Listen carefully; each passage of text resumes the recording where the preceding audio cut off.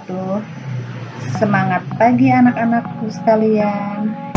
Pada kesempatan kali ini kita akan membahas tentang bab 7 pelajaran otomatisasi dan tata kelola kepegawaian tentang daftar urut kepangkatan atau DUK.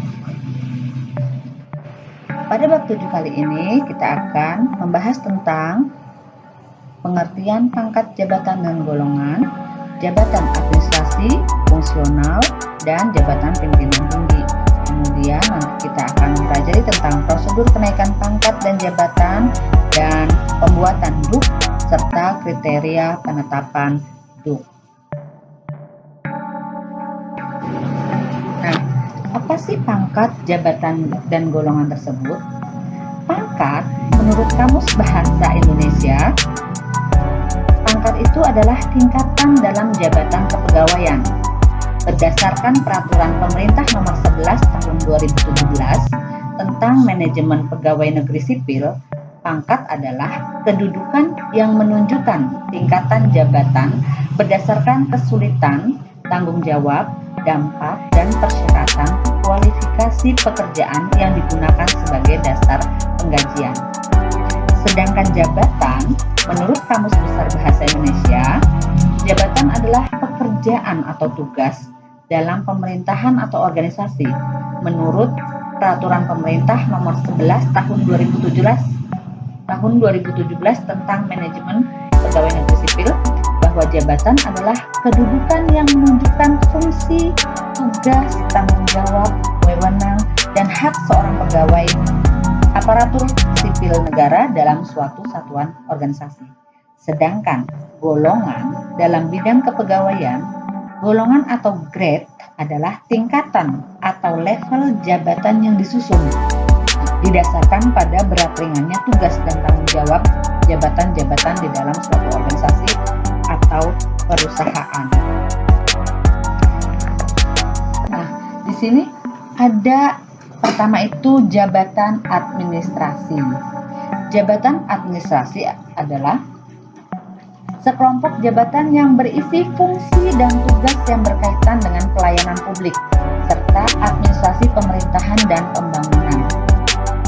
Nah, jabatan administrasi dibagi menjadi 3, yaitu jabatan administrator, jabatan pengawas, dan jabatan pelaksana.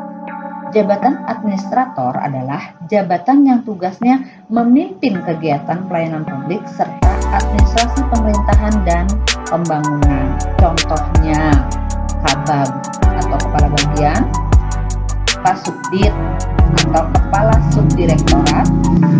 Nah, untuk dapat diangkat dalam jabatan administrator diperlukan syarat-syarat banyak nih. Harus pertama PNS. Kalau bukan PNS dia nggak bisa menduduki jabatan administrator. Kemudian memiliki kualifikasi dan tingkatan pendidikan paling rendah sarjana atau diploma 4 setara dengan S1. Memiliki integritas dan moralitas yang baik. Jabatan pengawas. Jabatan pengawas adalah jabatan yang tugasnya mengendalikan pelaksanaan kegiatan yang dilaksanakan oleh pejabat pelaksana. Contohnya Kasubag atau kepala subbagian dan kepala seksi atau yang disingkat dengan SI. Nah, untuk dapat diangkat dalam jabatan pengawas ini, syarat-syaratnya adalah sama seperti tadi, harus PNS, kemudian mempunyai kualifikasi tingkat pendidikan paling rendah itu D3 atau yang setara dengannya. Kemudian memiliki integritas dan moralitas yang baik. Jabatan pelaksana. Jabatan pelaksana adalah jabatan yang tugasnya melaksanakan kegiatan pelayanan publik serta administrasi pemerintahan dan pembangunan. Contohnya, penganalisis dan pengadministrasi. Syarat-syaratnya sama seperti yang tadi ya. Kemudian di sini ada jabatan fungsional. Jabatan fungsional adalah sekelompok jabatan yang berisi fungsi dan tugas berkaitan dengan pelayanan fungsional yang berdasarkan pada keahlian dan keterampilan tertentu. Contohnya, guru, dokter, peneliti, penerjemah, arsiparis, apoteker, dan sebagainya. Jabatan fungsional itu ada beberapa ya, di situ ada jabatan fungsional keahlian dan jabatan fungsional keterampilan. Jabatan fungsional keahlian itu ada 4 tingkatan, yaitu ahli utama, ahli madya, ahli muda, dan ahli utama.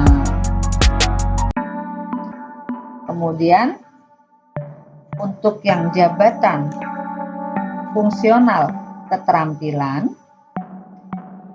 itu ada 4 tingkatan juga, yaitu penyelia, mahir, terampil, dan pemula. Yang membedakan, penyelia ini melaksanakan tugas dan fungsi koordinasi dalam jabatan fungsional keterampilan, sedangkan mahir melaksanakan tugas dan fungsi utama dalam jabatan fungsional keterampilan. Sedangkan terampil itu melaksanakan tugas dan fungsi yang bersifat lanjutan dalam jabatan fungsional keterampilan. Untuk pemula melaksanakan tugas dan fungsi yang bersifat dasar dalam jabatan fungsional keterampilan. Ketiga, ada jabatan pimpinan tinggi. Jabatan pimpinan tinggi bertugas memimpin dan memotivasi setiap pegawai ASN melalui kepeloporan, pengembangan kerjasama, dan keteladanan. Jabatan pemimpin tinggi yaitu sebagai berikut. Ada jabatan pimpinan tinggi utama, kemudian ada jabatan pimpinan tinggi madya, dan jabatan pimpinan tinggi pratama. Jabatan tinggi utama dapat berasal dari PNS ataupun non-PNS, karena jabatan pimpinan tinggi utama merupakan jabatan politis dan diatur dengan peraturan presiden. Contoh jabatan pimpinan tinggi utama yaitu menteri, gubernur, bupati, atau wali kota. Yang kedua, jabatan pimpinan tinggi madya.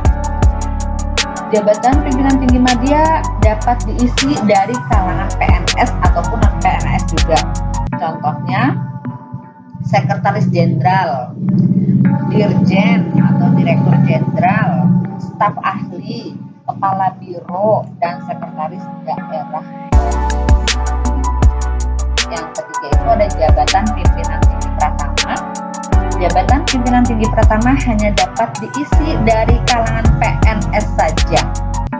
Contoh jabatan pimpinan tinggi pratama itu ya, direktur, kepala perpustakaan, kepala balai, kepala dinas, staf ahli gubernur, dan sekretaris daerah kabupaten.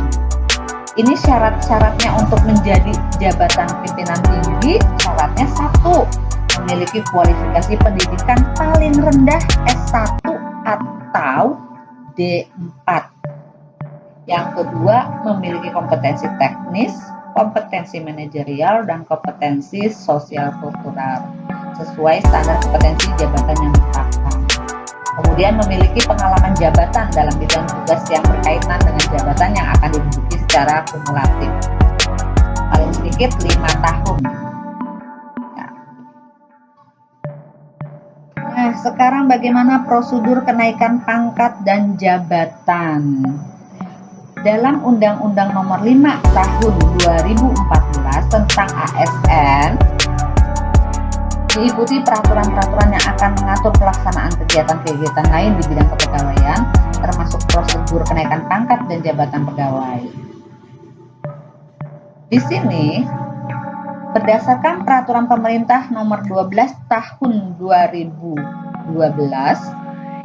tentang kenaikan pangkat PNS. Kenaikan pangkat adalah penghargaan yang diberikan atas prestasi kerja dan pengabdian pegawai negeri sipil terhadap negara. Ya, pada dasarnya pemberian penghargaan kepada pegawai tidak hanya berlaku pada PNS saja, tetapi juga dilakukan di sebagian besar organisasi atau perusahaan, termasuk pada dunia kemiliteran. Nah, ada jenis-jenis kenaikan pangkat. Jenis-jenis kenaikan pangkat itu sebagai berikut. Pertama, kenaikan pangkat reguler.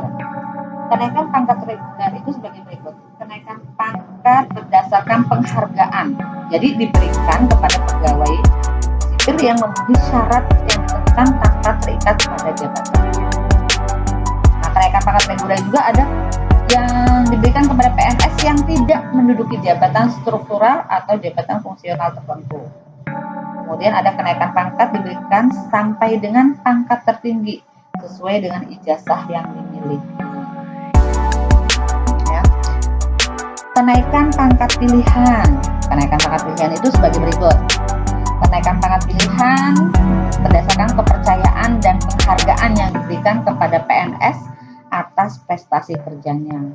Yang kedua, kenaikan pangkat pilihan itu diberikan kepada pegawai yang menduduki jabatan struktural atau fungsional, menduduki jabatan tertentu yang pengangkatannya ditetapkan dengan keputusan presiden, terus yang menunjukkan prestasi kerja luar biasa, juga penemuan yang bermanfaat bagi negara. Kemudian ada kenaikan pangkat anumerta. Apa sih di sini? Maksudnya, kenaikan pangkat anumerta adalah penghargaan berupa kenaikan pangkat setingkat lebih tinggi dari pangkat sebelumnya yang diberikan kepada pegawai yang meninggal dunia karena menjalankan tugas kedinasan. Jadi kalau ada pegawai yang meninggal dunia maka karena menjalankan tugas kedinasan, maka pangkatnya itu akan dinaikkan satu golongan. Itu namanya kenaikan pangkat anumerta. Yang terakhir ada kenaikan pangkat pengabdian. Kenaikan pangkat pengabdian adalah penghargaan berupa kenaikan pangkat setingkat lebih tinggi dari pangkat sebelumnya yang diberikan kepada pegawai. Pegawai yang seperti apa? Satu, pegawai yang meninggal dunia. Kedua, pegawai yang cacat karena dinas dan tidak dapat bekerja lagi pada jabatan tersebut. Yang ketiga, karena memasuki masa pensiun. Jadi ketika ada pegawai yang memasuki masa pensiun, dia jabatannya akan dinaikkan setingkat lebih tinggi dari sebelumnya. Kemudian ada masa kenaikan pangkat. Masa kenaikan pangkat terbagi menjadi dua, yaitu sebagai berikut. Masa kenaikan pangkat tanggal 1 April dan 1 Oktober di setiap tahun, kecuali kenaikan pangkat total dan kenaikan pangkat pengabdian tidak berdasarkan tanggal. Jadi sesuai dengan kapan terjadinya. Yang kedua, masa kerja dihitung sejak pengangkatan pertama sebagai CPNS.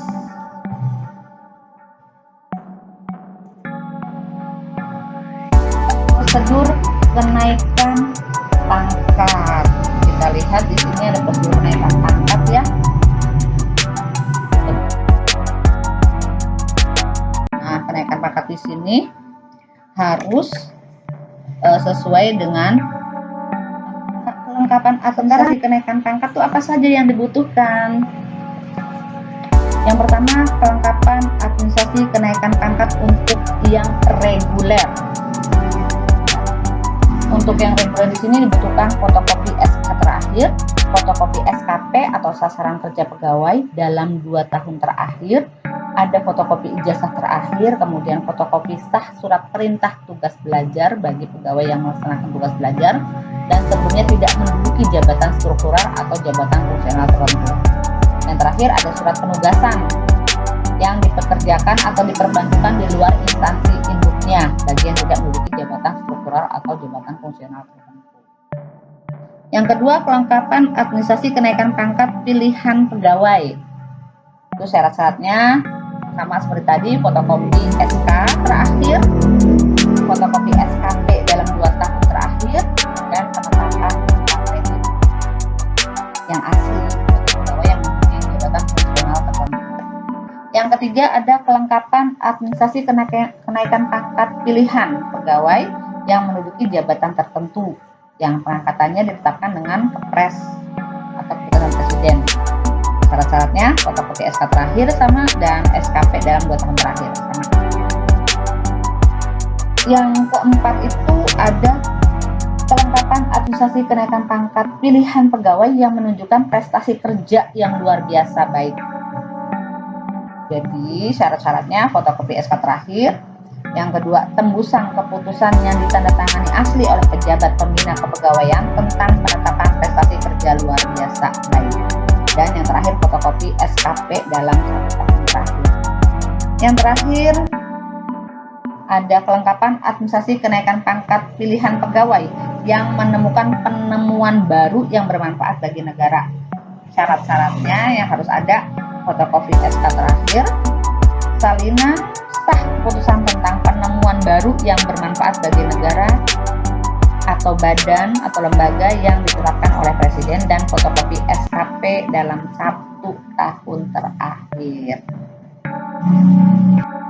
Demikian tentang bab 7 otomatisasi dan tata kelola kepegawaian.